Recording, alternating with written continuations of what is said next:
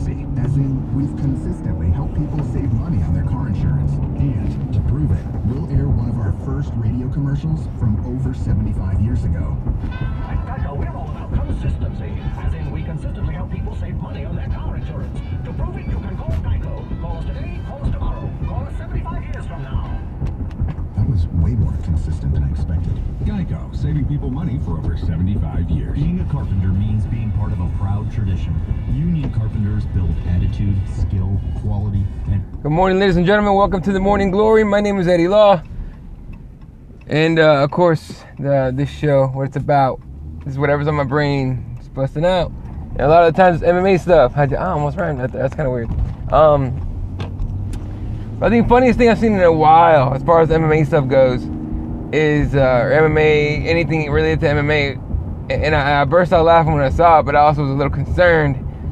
I don't know if you guys watch any of the media highlights or media day highlights for UFC Boston. I think it was posted yesterday on UFC's YouTube or UFC on Fox YouTube, whoever it was. And it had Matt Mitrione sitting there on a stool being interviewed by reporters, barefoot. Turns out he wore some Jordans, some J's.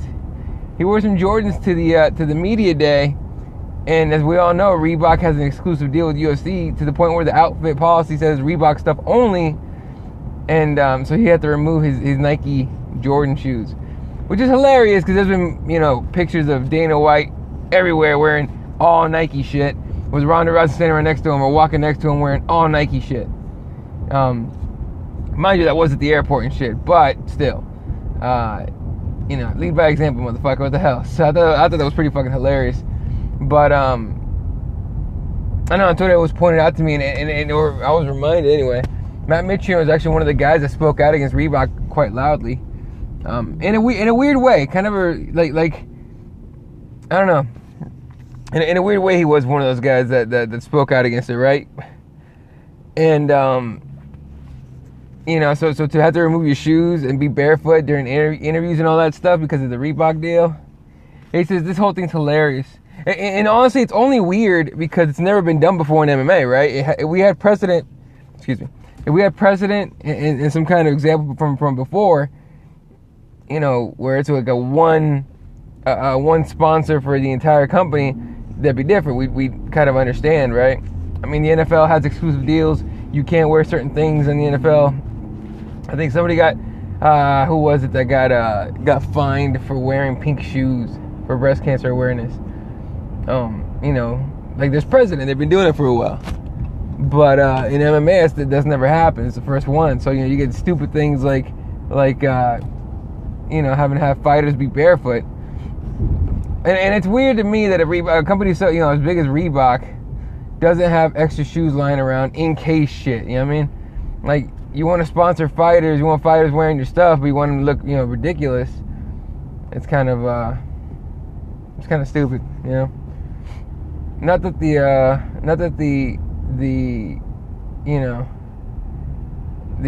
kids don't look ridiculous themselves. Sorry, someone's like slamming, like pushing the brakes a million times over in front of me, and I'm getting weirded out.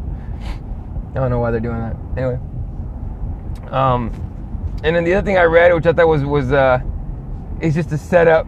Basically, at this point, is UFC released Wanderlei Silva. Basically, they cut his contract. He's not bound to the UFC anymore. He apologized for saying that the fights were fixed, saying that he was wrong. Maybe them check in as soon as they get there. Yeah, make them check in, exactly. You have to make them check in and everything and figure out. It's like, hey man, what are you wearing? And you're not wearing this. Here, wear some shoes. Anyway, so Wanderlei Silva getting cut from the UFC. Now, as we know, Nevada State Athletic Commission postponed his rehearing, right? Because it was, I forgot what court it was. It was an actual court that said that his lifetime ban it is no good. They can't be doing that shit to people. So they scheduled a rehearing, and they postponed it twice now. And they postponed it this time until February. Now, during the meeting the other day, Wanderlei Silva wasn't there. Wanderlei Silva's attorney was, Goodman or Goodwill, whatever his name is. And, you know, he went in there and he was just like, hey, can we just get this done already? Let's just get it over with. I'm here. Let's get it done. And Pat Lumvall's dumbass goes, well, I want to talk to him. I have some questions for your client. And my first thought was, please, Vanderlei, hire Nick Diaz's attorney. Please do that shit. You know what I mean? And get all three, you know, get 4 attorneys in there for Vanderlei Silva and just have them make Pat Lumvall so stupid she quits. That's what I want, for real. But I have questions for your client. And then Goodman goes, well, he ain't show up the last few times, and he ain't showing up to any future ones, so fucking deal with it. And they still refuse to hear the case. So the rehearing was pushed to February, and then yesterday, Vanderlei Silva apologizes to you know, for apologizes, basically recants everything he said about fights being fixed and all the negative shit he said at the UFC, and then he was cut. You know, he was released from his contract, which means he's free to go anywhere he wants. However, with the ban, with the likely suspension still coming from Nevada, you know, it might not be lifetime, but it'll still be pretty stupid and lengthy. He's unlikely to fight in the U.S. So, you know, it kind of basically rules out any return to the UFC, any Bellator, World Series fighting, anything like that. Leaving 3 options. You can go anywhere in the world other than the USA and fight, basically, in any little shit promotion you want. You can go to one championships and make a ton of money because Asian fans. Or you can go to Rizin. Exactly, Mike. RFF, Rizin Fighting Federation. And fight Fedor or something crazy. That would be an insane fight to put on. That would be I would stay up late as shit to watch that fight live. You know what I mean? This last one, I just fucking waited till someone put it on YouTube. I wasn't gonna stay up for any of those, you know, any of those fights. I got up early enough to watch Sakuraba get his face punched in. After that, I was like, I'm not getting up early for that. And that was just a sad thing to watch. But Vanderlei Silva, to me, highly likely going to Rizin. I think fighting a couple more times, depending on how much they pay him. And first of all, they're gonna let him juice his fucking balls off. I think. You know what I mean? We're gonna see a crazy Silva fight for sure. I think. Like, this is my opinion. I don't know. But yeah, Silva versus Fedor, I think, Mike, is the fight. I think that's the fight. I think that'd be a great fight to put on, because then, you know, Vanderlei doesn't really have to cut weight. I don't know if Fedor. No, Fedor don't cut weight either. It's a heavyweight fight. So yes, no one cuts weight. Everyone gets jacked as possible, and then let him fucking go. It'd be so sick. It'd be so insane. Such a sick fight to watch. I think they should do that. So, you know, the whole Vanderlei thing, the whole banning Vanderlei for life, even though he came in and explained himself, and still banning him for life was ridiculous to begin with. And it's almost like he kind of accepted it. You know, he started making those videos, shit talking the UFC and all that, and then you know, came back and bit him in the ass. So he decided, look, I'm about to get released and go somewhere else. So yeah, it's kind of where we're at with that. As far as other MMA things go, Nick Lentz replied to BJ Penn with some stupid conditions that he had. I didn't even read it. I'm so annoyed by Nick Lentz. Whenever anyone says his name, he's like, the Carney. Shut the hell up, you McGregor haircut wannabe. It's kind of what it is. Of course, a couple days from now, tomorrow, Invicta FC, Cyborg versus who? No one knows. And then Sunday, UFC Boston, Cruz against Dillashaw. Speaking of Cruz, and I'm not talking about Dominic Cruz. Last night, I ended up watching the Republican debate live, and I regret every second of it now, because it was just fucking awful. It's just shitty human beings debating on who can get the biggest or the most popular job in the country, basically. And they just shit on each other the whole time, and shit on Hillary and this and that. It was just sad to watch. It's disgusting. Politics are gross. You know what I mean? Politics are gross. And like, the fact checkers were losing their minds last night while watching that debate, you know, trying to fucking figure out who was lying, who was not. It turns out a lot of the shit they said was bullshit. So, you know, I'm done watching debates. It's awful. The Republican debates is a bunch of children bickering, and the Democrat debates is a bunch of people blowing each other. What's up, dude? Joker's in the house. So, yeah, I don't know. Hey, Joker, what do you think about the Matt Mitrione thing, man? Having to be barefoot at media day because he was wearing Jordans, and the Reebok outfit policy they basically made him take off his shoes and be barefoot. Because that shit was weird. It was funny as fuck, mind you. And Mitrione handled it like a fucking pro, too. Dude was all like, yeah, I was wearing J's. And they didn't want me to do that. So I had to take them off. On the train, oh, good shit, dude. You know. And again, the UFC got fucked in that Reebok deal.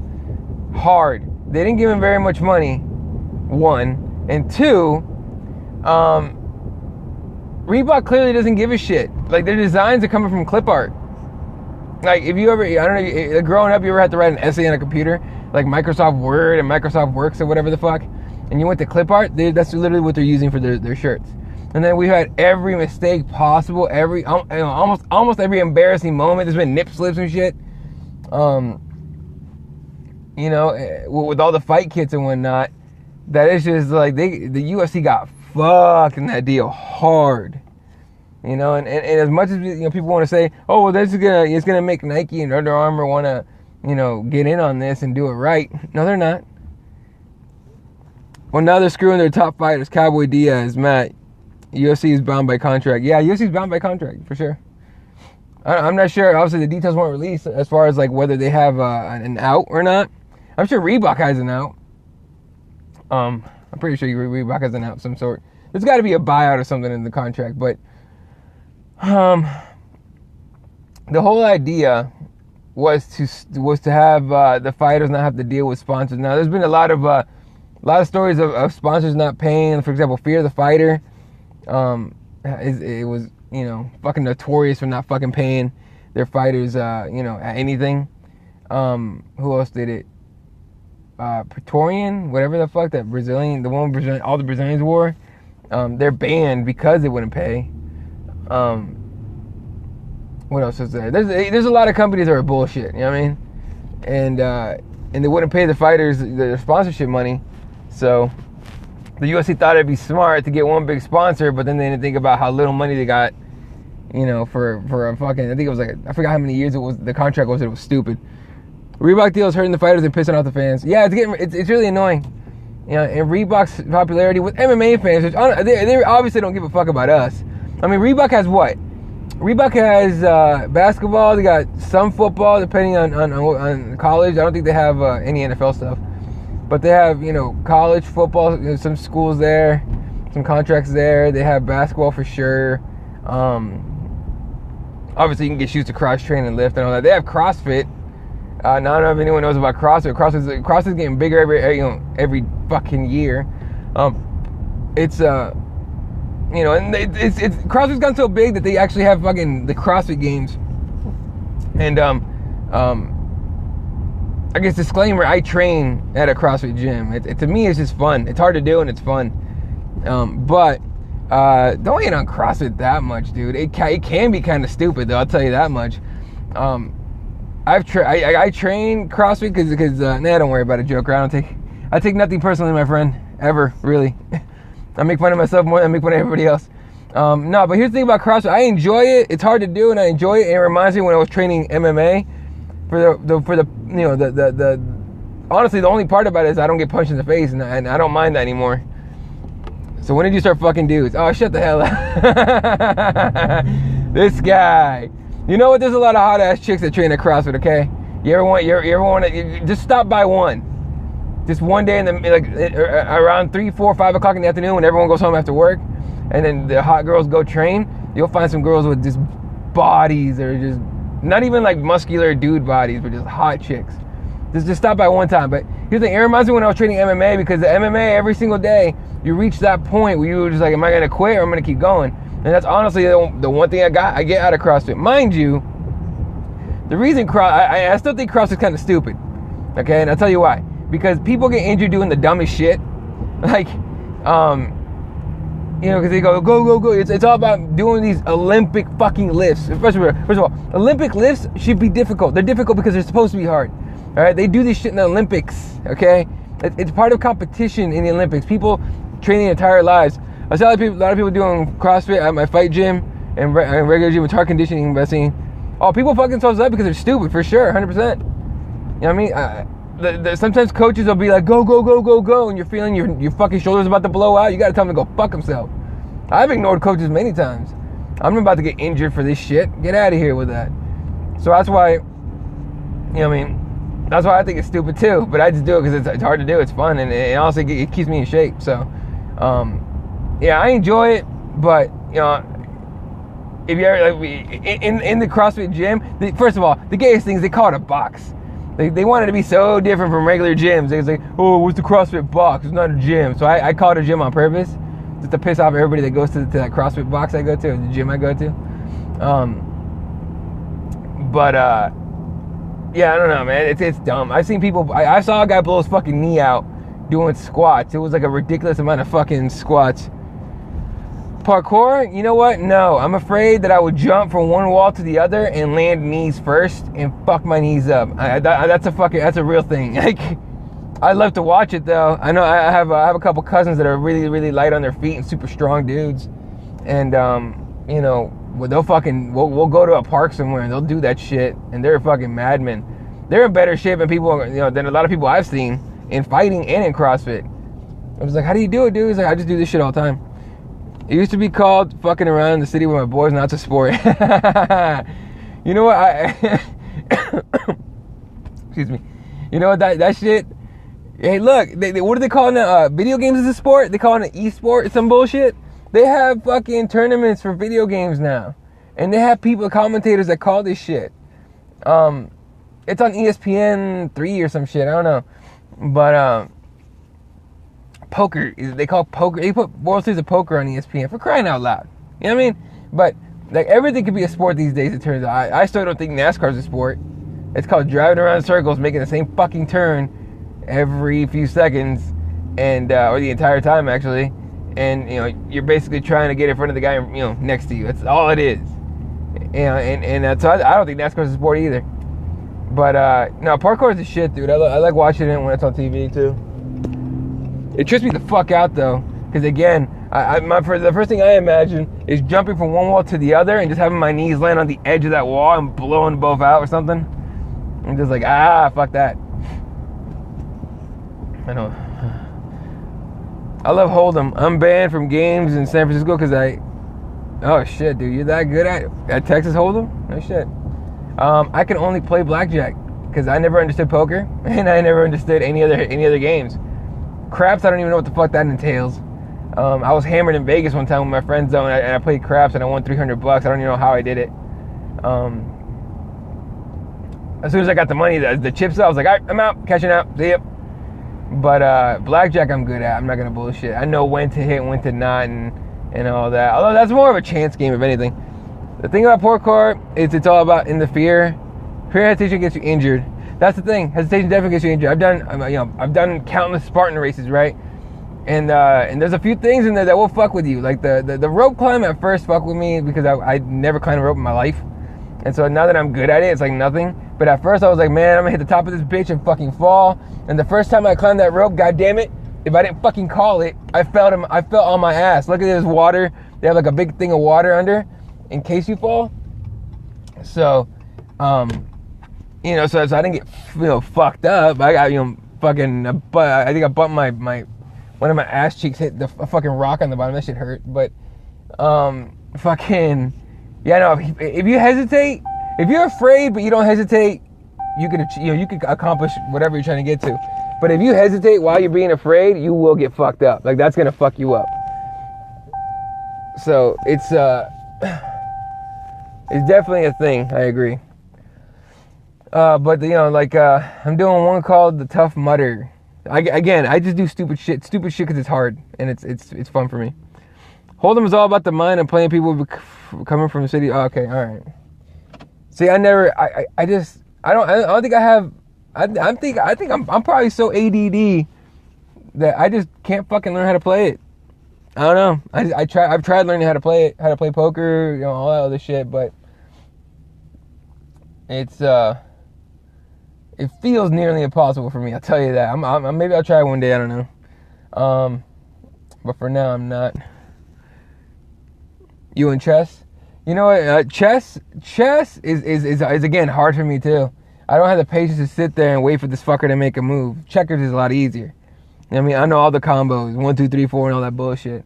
But chess is a very, very focused game, and you got to be super focused to win that to learn that shit. First of all, I know the rules. I just don't know how to fucking play. I just can't play it.